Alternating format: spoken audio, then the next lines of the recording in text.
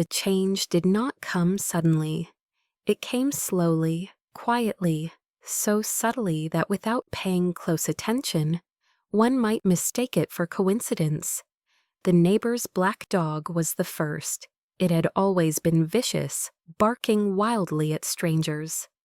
But after I entered the middle volume, every time I passed by, it tucked its tail, crawled into the corner of its kennel, and dared not look at me. Once I tried approaching it. The dog trembled violently, letting out a faint whimper, as if facing something that should not exist. Then came the cats. The stray cats that once basked in the sun on village rooftops gradually vanished from the paths I walked. If we happened to cross paths, their fur would bristle, backs arch, and they would flee without a second glance. My father began to notice. He said nothing, only quietly cleared out some furniture, hung additional wind chimes at the door, and placed a bowl of salt water beneath the bed where I slept. But it wasn't only animals. The villagers, too, felt uneasy standing near me. No one spoke of it outright, but I sensed it clearly. When I entered, conversations often halted midway. When I sat down, the person opposite would unconsciously shift a little farther away. It wasn't fear, it was confusion. An elderly woman who once carried me when I was small stared at me for a long time, then shook her head. This child, standing next to him, feels unsettled.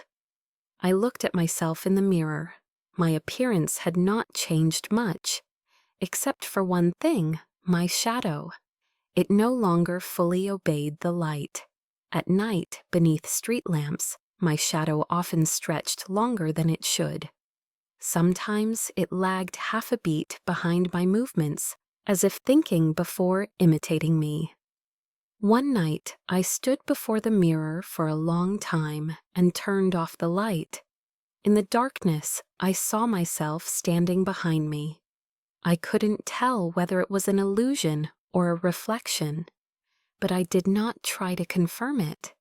Because the middle volume records one line, "Do not face yourself for too long." Something else will answer the invitation. I began to go unacknowledged. On buses, people sat beside me, yet couldn't remember which stop I boarded from. In shops, I would stand waiting for a long time until I spoke, startling the clerk as if they had only just realized I existed. My documents would inexplicably go missing. My name was written incorrectly, my address confused, my academic records developed gaps no one could explain. My father took me to the county office to reissue my papers. The clerk typed for a long time, then looked up, frowning. "This name doesn't have sufficient data in the system." My father asked, "What's missing?" The clerk stared at the screen, puzzled. "It's missing confirmation of existence." My father's face went pale. On the way home, he didn't say a word. That night, he placed a book in front of me and opened it to a page in the lower volume I had never read. Only one short line. When the heavenly path no longer records someone, that person has already stepped outside the human world. My father looked at me for a long time. "You've only touched the middle volume. And it's already come to this." He swallowed hard. "If one day no one remembers you anymore," his voice broke, "will you still exist?" I looked at him. Inside, I felt very calm. "As long as you and Mom remember me," I said. But the moment I spoke those words, I realized I could no longer clearly remember my mother's voice when she used to sing me to sleep. The admission letter arrived on a windy afternoon. A white envelope, red seal at the corner. My name was printed clearly, Tran Long Sin. I stared at it for a long time, not because of joy, but because of the sense of unfamiliarity. I knew that school, a decent university, enough for me to leave the village and live a normal life, study, work, marry, have children, everything most people go through. My mother cried with happiness. She held the letter with trembling hands, smoothing it again and again, as if afraid it might vanish. "You're going to college. After this, you won't have to touch those things anymore." She spoke softly, almost like a plea. My father said nothing. He only stared at the letter, his gaze deep, as though looking at something that no longer belonged to me. That night, I didn't sleep. I placed the letter on the table, lit an oil lamp, and sat facing it for a long time. There was a line in the middle volume I had never forgotten. "A person has two paths of fate. Choose one and the other will destroy itself." The wind outside grew stronger.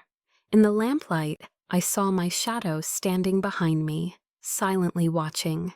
It did not urge me. It did not persuade me. It only waited. I took out a lighter. My hand was steady. The flame touched the corner of the envelope. The paper curled, crackled, and burned, the acrid smell spreading quickly. The black printed words warped, twisted, and finally turned to ash. When the paper was gone, I felt my chest lighten. So light it was frightening, like a cord being cut. At the same time, a cold wind rushed into the room and extinguished the oil lamp. In the darkness, I heard a faint voice. "The human path has been abandoned." I didn't know where it came from, but I knew it wasn't lying. The next morning, my mother asked, "Where's the admission letter?" I looked at her. I had prepared many explanations, but when I opened my mouth, only one sentence came out. "I'm not going." She froze. "Why not?" I didn't answer. She stared at me for a long time, her expression shifting from surprise to unease. "Are you still my child?" The question pierced straight through my heart, but I couldn't answer. My father placed a hand on her shoulder and gently shook his head. "Don't ask any more." That night, my father brought out an old wooden box and set it before me. Inside were a feng shui compass, a Luban ruler, and a black cloth-wrapped book I had never seen before. "From today on," he said slowly, "there's no turning back." He looked at me, his voice sinking lower. "But if you're going to walk this road, then you must walk it to the end." Outside, the wind howled. I lowered my head. For the first time, I formally chose to stand outside the human world. The first person who came to seek me out was a pregnant woman. She stood at our gate at noon under the scorching sun, face pale, hands clutching her belly, sweat pouring down as if she had walked a great distance. One look at her made my heart skip, not because of her complexion, but because I couldn't see her fate line. According to the Earth volume, every living person has a fate line, a faint thread of qi connecting from the crown of the head into the air. Length varies, but it is never absent. But above her head, there was nothing. My father stood behind me, his hand unconsciously tightening. "Go home," he said coldly. "We don't rid fate here." The woman collapsed to her knees. "Please, my child is about to die." My chest tightened. I looked at her swollen belly. Inside, there were two breaths, one strong, one so weak it was almost non-existent. I stepped forward. My father turned sharply, warning in his eyes. Long Sin, I knew, but I also knew that if I didn't look, that child would certainly die. "Just once," I said softly. My father closed his eyes. He stepped aside. I placed my hand on the woman's wrist. In that instant, a freezing current cut straight into my heart, sharp as a blade. Before my eyes appeared a dim road. The woman walked along it, her belly growing heavier. But the road ahead was severed, not by accident, but by fate being cut. Something was demanding the child's life. I pulled my hand back, breathing hard. The child does not belong to the living world. The woman sobbed. But it's alive. I looked deeper, and I saw it, a thin imprint of yin energy coiled around the child's fate palace. Like a cord tied from beneath the earth, someone had exchanged lives, using the child's life to patch another's fate. My hands trembled. This was no small matter. This was a violation of karmic causality. I silently recited a passage from the middle volume. Just thinking, it made my heart feel crushed. I gritted my teeth and pointed at her belly. Your child has been borrowed. If we don't cut it, you live, but it dies. If we cut it, you will lose years of your life. The woman did not hesitate. Cut it. Just one word. I didn't have time to think further. I traced a seal in the air, using my own breath as the conduit. At that moment, I felt something leave my heart, not memory, not emotion, but time. I saw my own fate line shorten. The child cried out in the womb. The sound was faint but unmistakable. The woman clutched her belly, sobbing silently. I staggered, nearly falling. My father caught me. He looked at me for a long time. 1 year, he said softly. You just traded 1 year of your life. I smiled, very faintly. At least, it lives. My father said nothing, but in his eyes I saw real fear. That night, I dreamed of a long road. At the end of it stood a figure, watching me from afar. It did not approach, it did not leave, it only stood there, recording. I knew.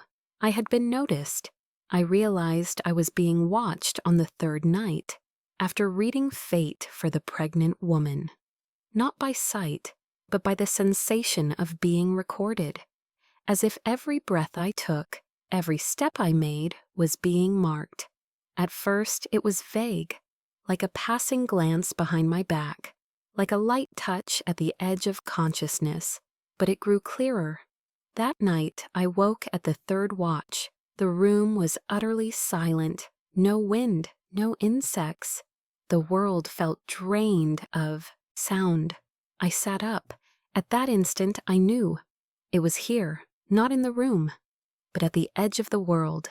I looked toward the window. Moonlight dimly covered the courtyard. Beneath the old locust tree stood a silhouette, backlit. No face, no clear form.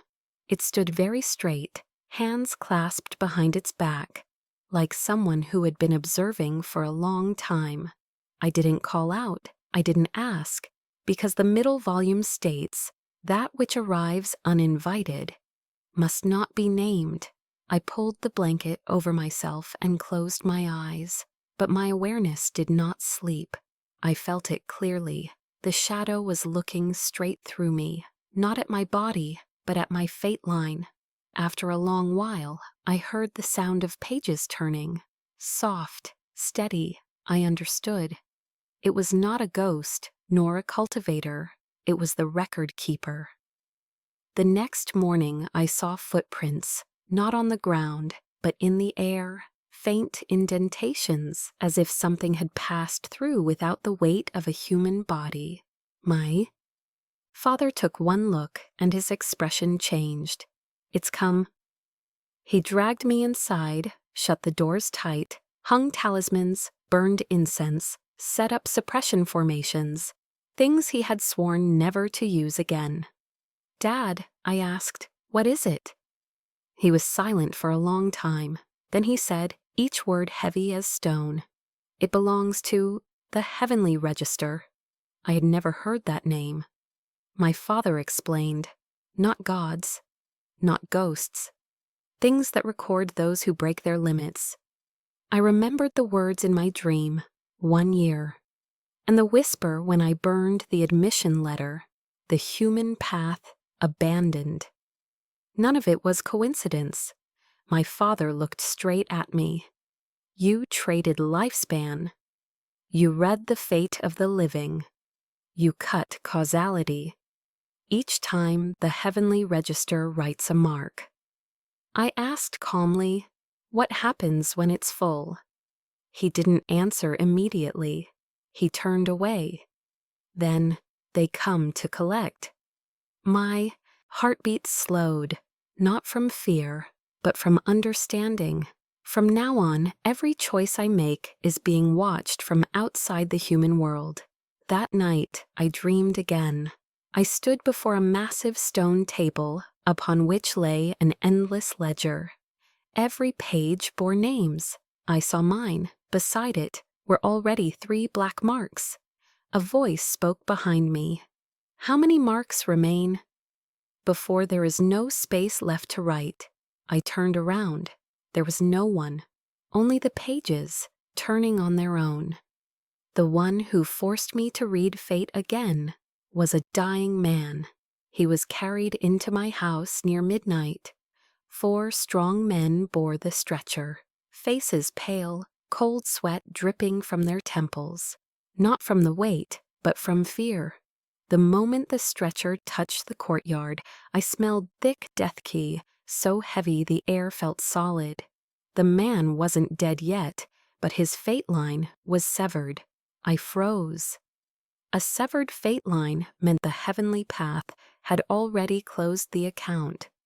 No one, not even immortals, could save him. My father stepped out, took one look, and said immediately, "Take him away. This house cannot save him." One of the men collapsed to his knees. If he isn't saved, he'll die tonight. I looked at the man on the stretcher. His eyes were open, his pupils unfocused, but consciousness remained. He looked at me, lips trembling. "Save me." At that moment, I felt another gaze, not from the people in the courtyard, but from behind me, very close. So close I heard pages turning. My father sensed it too. He spun around, his expression taut. "It's here." No one spoke further. I understood clearly. If I didn't read, he would die, and no one would blame me. If I did, another mark would be written. I asked calmly, what did he do? One man replied, trembling, 30 years ago, he dug up another family's ancestral grave, cut their dragon vein, stole their fortune. I closed my eyes. This was karma. The heavenly path was not wrong, but he was still alive. The voice rang in my mind, clearer than ever. Do not save, follow heaven. Save, defy the ledger. Choose. I opened my eyes. I looked at the dying man, then at my father. My father shook his head slowly. Don't. But I stepped forward. I placed my hand on the man's forehead. In that instant, time stopped. I saw a ledger open before me, a blank page, a black ink brush suspended in midair. Waiting, I understood. If I continued, it would write. I took a deep breath. I'm not saving him to change his fate. I'm saving him so he can bear the result. I used the middle volume, not to patch fate, but to extend a moment. Just enough for him to wake, to speak, to repent. The man suddenly sat up, wailing, confessing every filthy thing he had done. How many people he had harmed, how many graves he had destroyed. When he spoke his final word, his heart stopped. He died on the spot, not a moment longer than necessary. In the air, the black ink brush descended. I saw the 4th mark appear beside my name, not dark, but clear. The voice spoke openly now, half salvation, half defiance. Recorded. The pain did not come immediately. It came slowly, very slowly, as if someone gently removed a portion of my future without warning. I staggered. My father caught me. "You're foolish," he said hoarsely, "but you're still human." I smiled faintly. In my mind, one thought was perfectly clear: 4 marks. And I knew that ledger still had plenty of empty space.